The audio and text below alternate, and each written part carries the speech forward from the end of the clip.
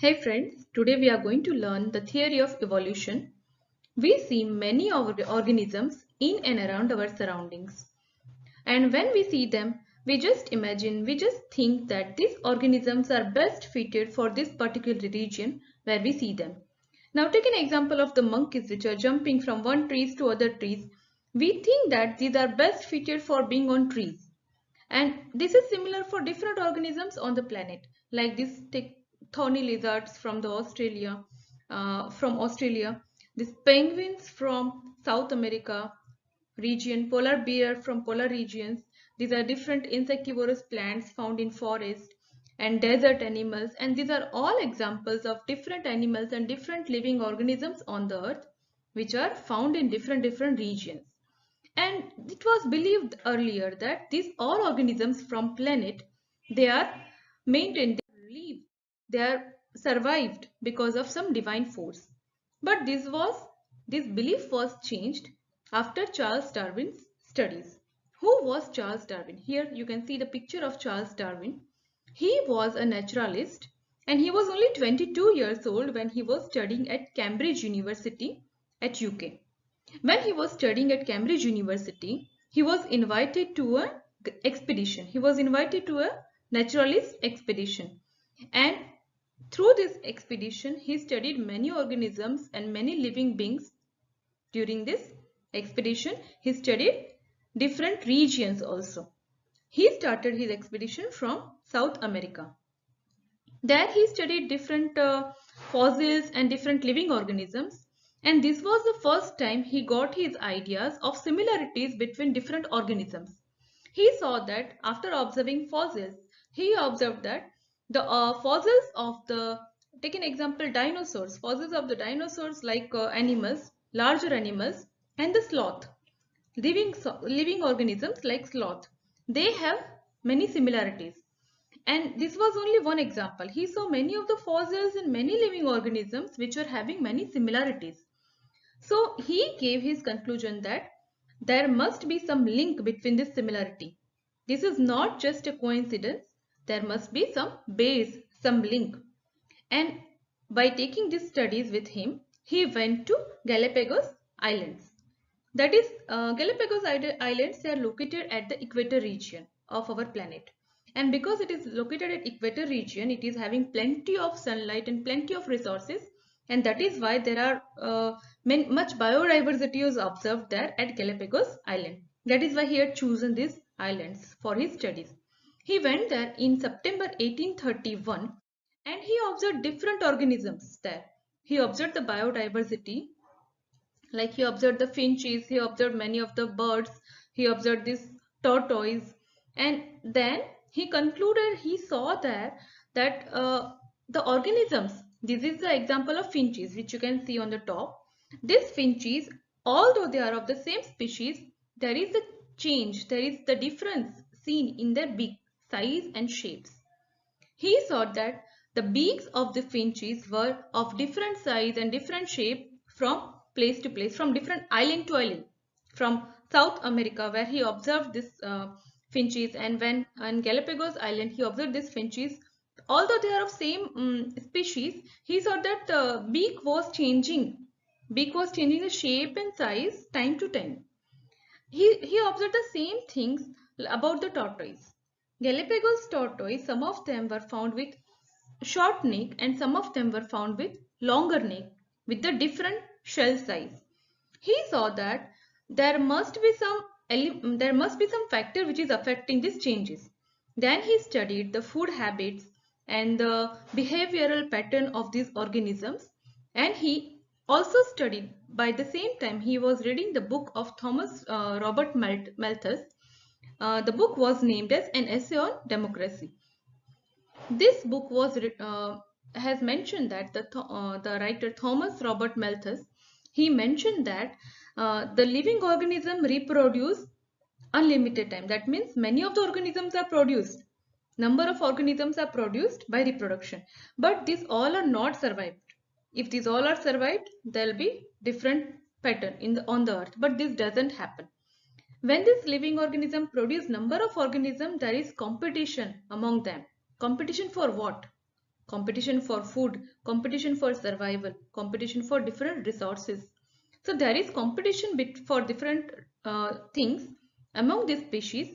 And what will happen when the competition is there between the different organisms? Of course, the strongest one, the one which with the adapting trait, the one with the stronger adapting trait will win, right? And then Darwin came to the conclusion that this changes are due to the competition and due to adaptation of the different requirement, different food habit and different behaviors. Like when this tortoise, they are take an example of this tortoise with the short neck and with the longer neck. This tortoise with the shorter neck, they are dependent on grass. They were dependent on grass when he observed that.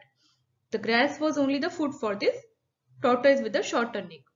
But this tortoise with the longer neck had adapted because the grass was not available in the region. They had developed the longer neck, and that had, because that went on for many of the years, they have resulted in the longer neck after some particular time, and this has resulted in physical change.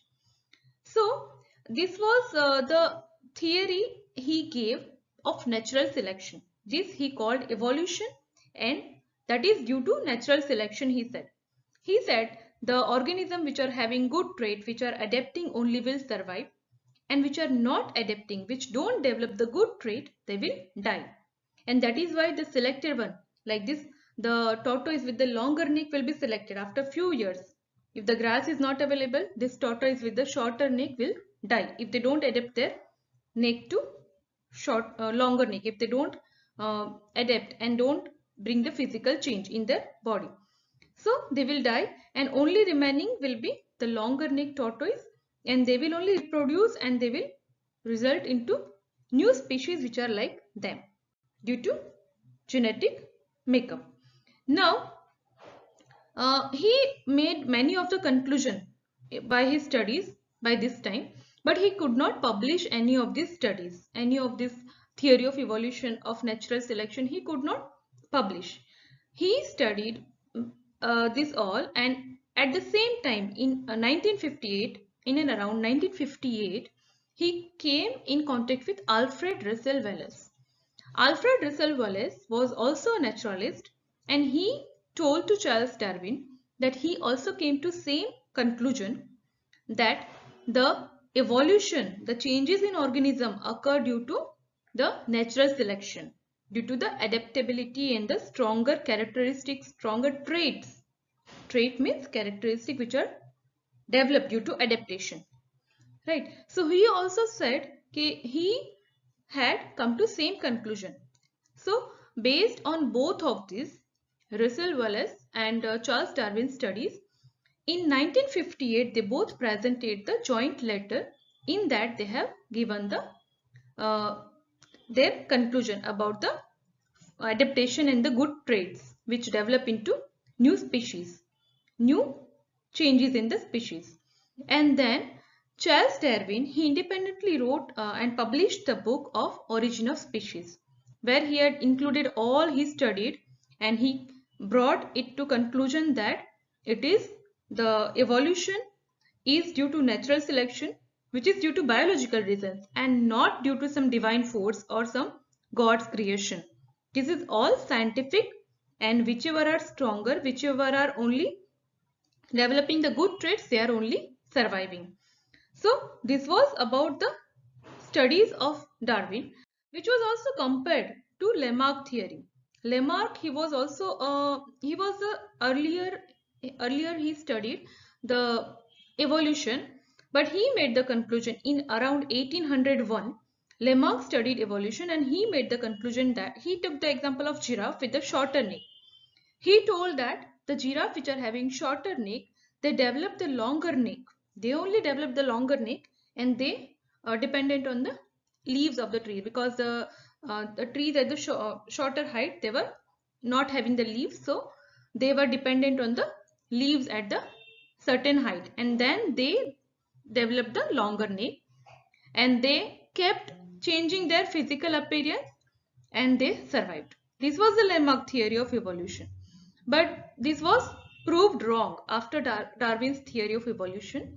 What Darwin said is, if the giraffe are having shorter neck, they will not survive, they will die. And the giraffe only which are adapting to the longer neck, which are adapting, developing the good trait of longer neck, they will get the food, they will win the competition, they will be selected by natural selection, and they will survive.